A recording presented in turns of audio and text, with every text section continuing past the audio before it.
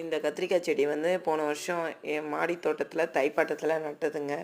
இப்போ இந்த செடிக்கு வயசு ஒரு ஒரு வயசு ஆகுதுங்க.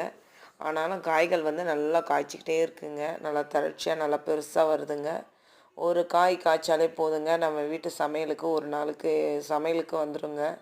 நல்லா சூப்பராகவும் இருக்குங்க, டேஸ்ட்டாகவும் இருக்குது. இது வந்து நம்ம வீட்டில் ஏதாவது ஒரு சின்ன இடம் இருந்தால் கூட போதுங்க. மொட்டை மாடியிலே ஏதாவது ஒரு வேஸ்ட்டு டப்பாலேயே கூட ஒரு செடியை போட்டு நட்டு வளர்த்தோன்னா நமக்கு இந்த மாதிரி சூப்பராக ஆர்கானிக்கான காய்கள் கிடைக்குங்க. நான் வந்து காய்லாங்கடையில் கிடச்ச வேஸ்ட்டு ஃப்ரிட்ஜ் பாக்ஸ் தாங்க.